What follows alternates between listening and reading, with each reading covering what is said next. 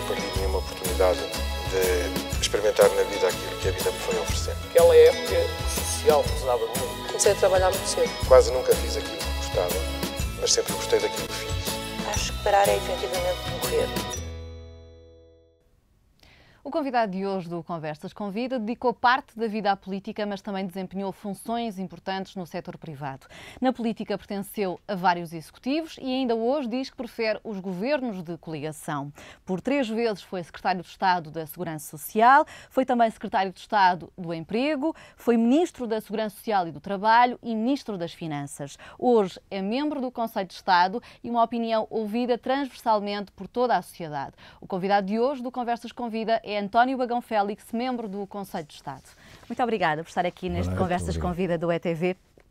O senhor nasceu em Ilhavo, distrito de Aveiro, mas hoje em dia, pelo que sei, passa grande parte do tempo no Alentejo dedicado a um dos seus hobbies. É grande parte do tempo, no que se refere aos fins de semana e ao verão, não é? Depois passo parte no Alentejo. Gosto do Alentejo porque, em primeiro lugar, porque gosto mais do campo do que da praia. Em segundo lugar, porque gosto da agricultura, gosto da botânica, gosto de ver o céu aberto, gosto do silêncio, gosto das pessoas. Era Miguel Torga que dizia: na cidade somos uma ficção entre ficções. Na aldeia somos uma criatura entre criaturas. Lá sentimos ser mais criaturas. Sentimos ser mais nós próprios. E, portanto, é um bom equilíbrio que eu procuro fazer entre a vida agitada, estressada, às vezes angustiada da cidade, do contrarrelógio urbano, e a possibilidade de contemplação, de meditação, de descanso e de reencontro que tenho na aldeia. Mas sente-se de alguma forma essa ficção entre ficções, como diz Miguel Torga? Sim, acho que todos nós um bocadinho. As relações hoje, por razões, muitas delas perceptíveis, outras menos perceptíveis, as relações estão muito despersonalizadas. As pessoas vivem... Curiosamente, há um excesso de individualismo e, ao mesmo tempo, as pessoas perdem a sua individualidade. Às vezes são peças, num contexto de um puzzle, não é? Repare bem, nós nos nossos prédios, estou a dizer, em termos gerais, às vezes não conhecemos o vizinho do lado. Às vezes as pessoas passam anos perto umas das outras e não se conhecem. E é nesse sentido que eu estou a dizer que, de facto, muitas vezes somos ficções entre ficções. Há uma falta de pertença.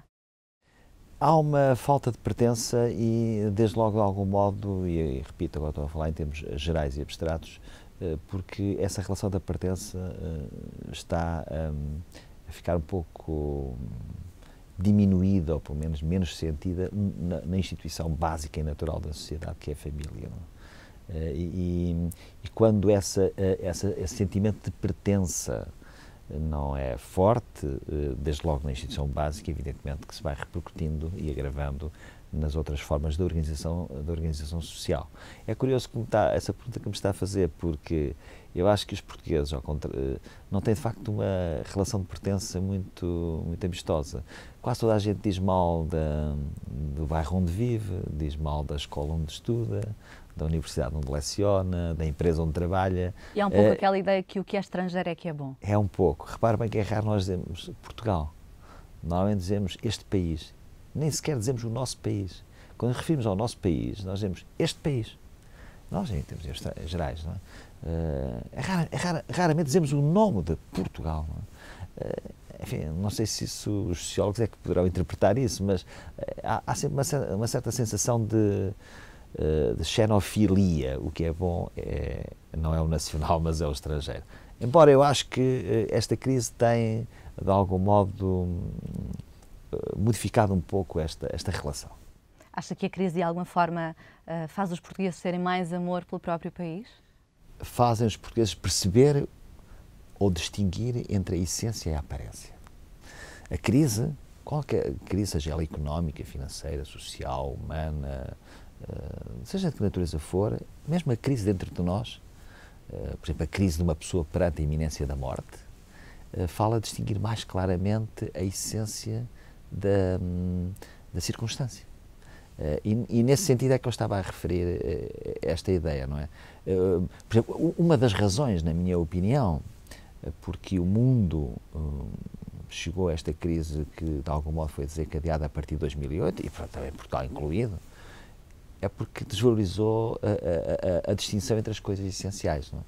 Por exemplo, as pessoas, as sociedades endividaram-se não só por aquilo que era útil, mas por aquilo que era fútil e às vezes por aquilo que é inútil. E, portanto, a austeridade, de algum modo, é fazer a hierarquia destas diferentes prioridades. Porque tudo na vida, quando se escolhe, renuncia-se a alguma coisa. E não se pode dar a entender às pessoas, e sobretudo aos mais jovens, que quando se escolhe não se renuncia a nada. Não é verdade. E essa opção é fundamental. Alguém dizia, Gustave Thibon, que ser livre é depender do que se gosta. Ou seja, nós estamos sempre perante dependências. O que temos é que procurar depender daquilo que amamos, daquilo que gostamos, daquilo que nos faz feliz, obviamente renunciando a outras coisas. É por isso também que o senhor defende que é preciso alguma austeridade ou também ser austero nos tempos mais auspiciosos? Sim, eu acho que hoje a palavra austeridade é uma palavra que está gasta e desgastada. Mas a palavra é bonita em si. Mas tem uma conotação muito negativa. Pois tem, evidentemente porque a austeridade é um antídoto, ou uma tentativa de antídoto ou de remédio doloroso, sofredor, severo, numa situação em que as pessoas têm dificuldade. Mas a austeridade, se retirarmos nesta perspectiva semanticamente, é de facto, ser austero significa ter a capacidade de discernimento entre a essência e a aparência. Ou seja, saber distinguir o que é fundamental, saber escolher. Por exemplo, não fica mal às sociedades, às famílias, a toda a gente, num período de crescimento, não de crise económica, num período de desenvolvimento, ser austero no sentido de dizer assim, não vou consumir hoje para ser consumido amanhã, ou seja, vou poupar. A poupança é uma forma austera de discernir e de decidir entre consumir agora ou consumir mais tarde através das gerações que vêm a seguir, não é? É nesse sentido, por exemplo, a austeridade ao nível a austeridade tem a ver, no fundo é uma forma de estar contra o egoísmo ético entre gerações, por exemplo. Porque hoje nós não podemos pensar não pondo de parte a preocupação de que muitos recursos naturais, como a água, combustíveis fósseis e outros, possam estar numa situação de grande carência ou penúria daqui a 30, 40 anos. Ora, a austeridade é pensar nesse futuro e decidir hoje de acordo com as perspectivas desse devir. Os seus valores, a forma como estrutura a sua vida, o facto de ser um homem de fé, foi tudo transmitido pela sua família? Sim, foi. Evidentemente que foi. Acho que eu tive uma educação normalíssima. Conservadora? Não, normal. Acho que naquela altura não havia essa distinção. Fiz a minha escola primária, em condições normais, fiz o meu liceu em Aveiro. Ainda se lembra com o que é que sonhava quando era criança? O que é que queria ser quando fosse grande? Nunca. Fui uma criança absolutamente normal, igual a todas as outras. Queria ser bombeiro, como a maioria das crianças, ou médico ou advogado? Não. Tive, de facto, e reconheço, a minha principal hesitação na vida enquanto criança ou jovem foi na altura da passagem do 5º para o 6º ano do liceu, que hoje é do 9º para o 10º, não é? Havia a mudança em termos de algum modo já escolher a saída universitária. Nós até fomos por linhas, não é? E na altura hesitei entre ir para a área da economia e das finanças ou para a área da agronomia. Portanto, foi com o tal bichinho da botânica e da agronomia. E cheguei a pôr, aliás, a preencher o documento, recordo perfeitamente, com a linha para a agronomia, não é? E à última da hora mudei para a economia. Não por qualquer pressão, nem dos meus pais, nem nada, foi uma hesitação. E não estou arrependido, porque assim consigo fazer as duas coisas. Por um lado, dediquei profissionalmente a uma coisa que gosto, e por outro lado também, há 30, 40 anos, me dedico, em termos de amador de quem ama e amador de quem não é profissional, àquilo que também me dá prazer, que é estudar botânica, e o contacto com a natureza. Mas quando era criança, o jovem já tinha alguma apetência pela matemática, pelas finanças, Ou foi de alguma forma esse rigor incutido pela família? Muito pela matemática. Eu sempre gostei da matemática. Acho que a matemática... Eu sou muito... E sou cada vez mais, aliás. Gosto de ser minimalista em tudo. Não gosto de adiposidades em nada, nos raciocínios, em nada. Sou um minimalista e acho que a matemática é a exaltação e a eloquência do minimalismo. O que é que eu quero dizer com isto? Alguém dizia que a matemática é a única linguagem que não tem ruído de fundo. E, portanto, é a linguagem da abstração e do rigor e da ética da exatidão. E, nesse sentido, eu tenho uma ligação, digamos assim, quase afetiva não com a ideia da quantidade, mas com a ideia da matemática ao serviço do homem, ao serviço da pessoa. Sempre foi um estudante dedicado? Sim, bastante. Sempre fui muito metódico. Sou, aliás, às vezes, entre aspas, um pouco até escravo do método. Da ética da exatidão, da pontualidade, do rigor. É um perfeccionista. O que às vezes não é bom, não é? Porque nos envolve de tal maneira que só essa ideia do perfeccionismo nos leva em certos momentos à exaustão. Isso é verdade. Mas, por exemplo, conto-lhe uma coisa que eu conto às vezes às minhas filhas e agora às minhas netas e quase que não acreditam, mas é verdade. A minha mulher sabe, era namorada na altura. Não é? Já lá vão 40 e? Sim, este ano faço 41 anos de casado, mas de namoro foram mais 6, salvo erro, 6 ou 7. E ela estudava na Faculdade de Letras, eu estudava em Economia, ambos somos de Ilha, aliás. Não é? E, por exemplo, eu tinha um exame, suponha, na quinta-feira, um exame final, uma cadeira do curso. Quinta-feira tinha o exame.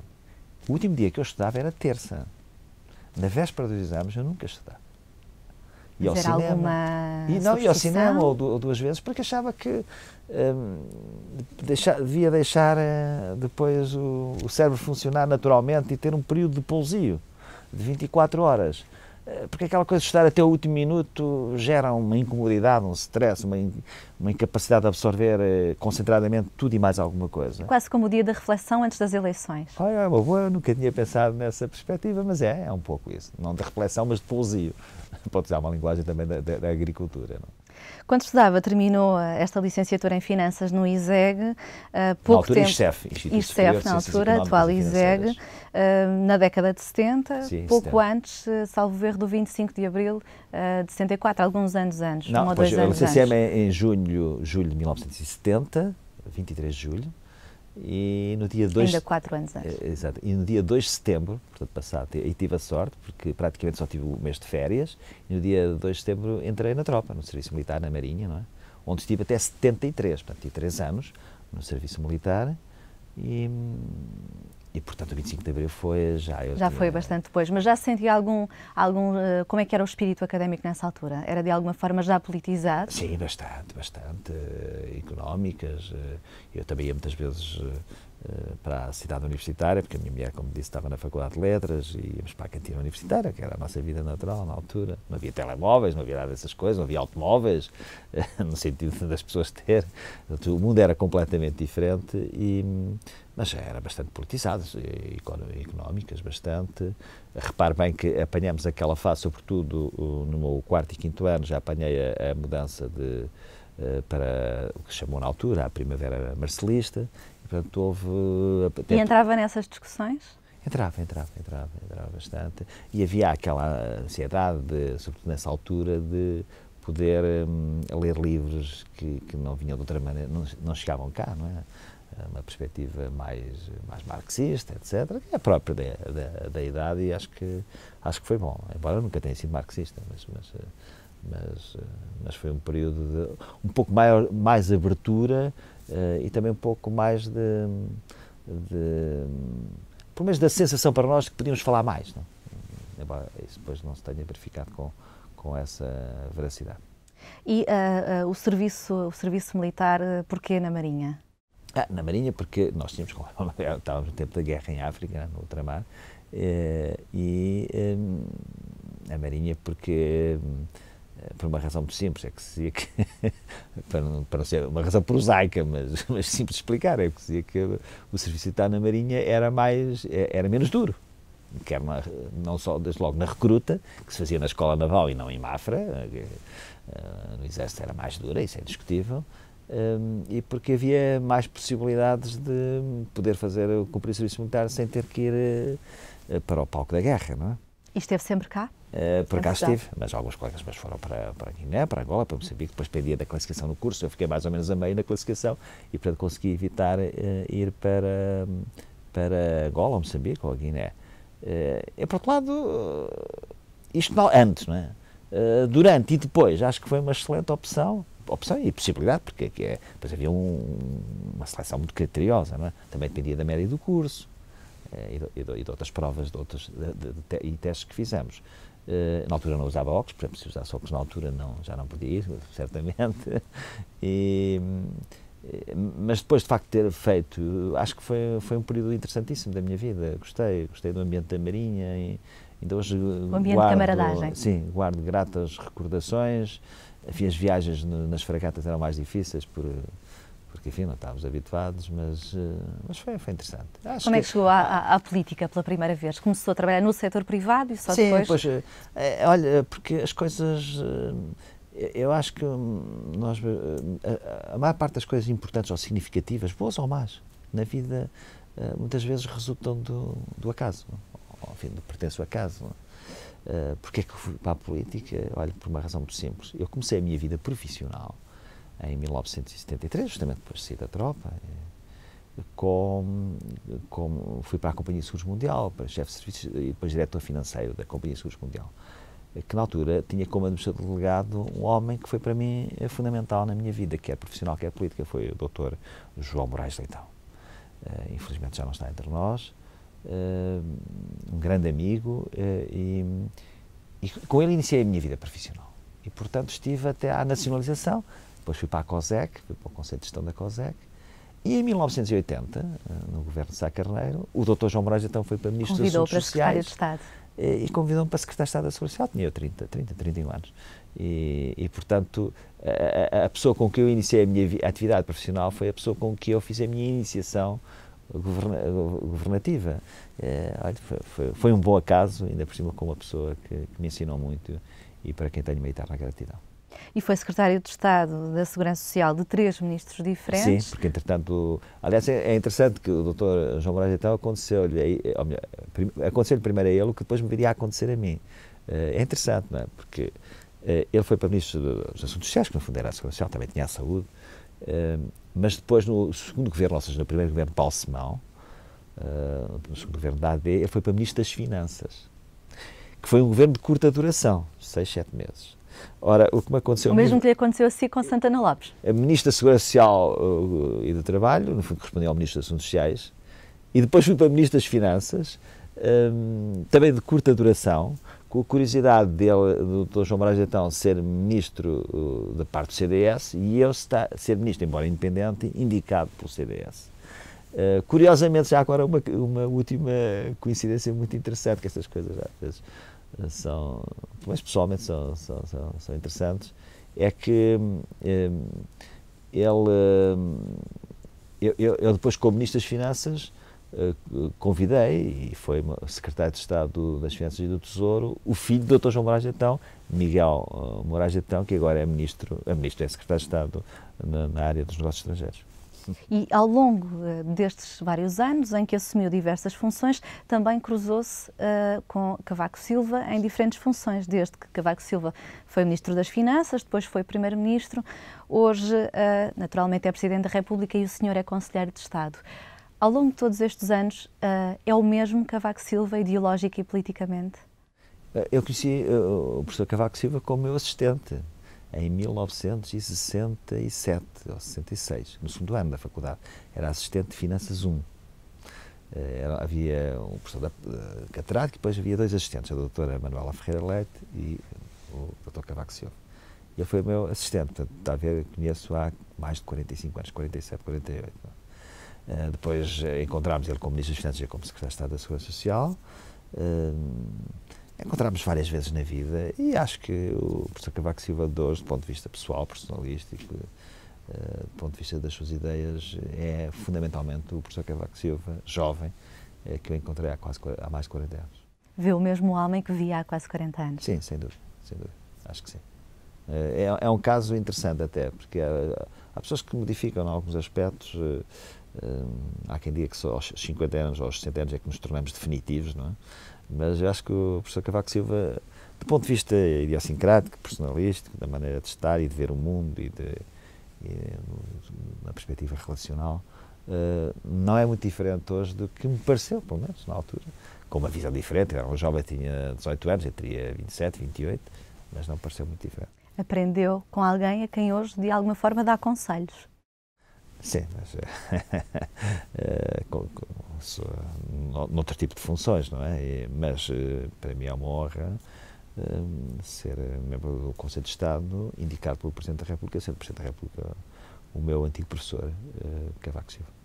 Já voltamos à nossa conversa, interrompemos agora para um curto intervalo. Conversas com Vida volta já a seguir a um curto intervalo, volte connosco também. Até já.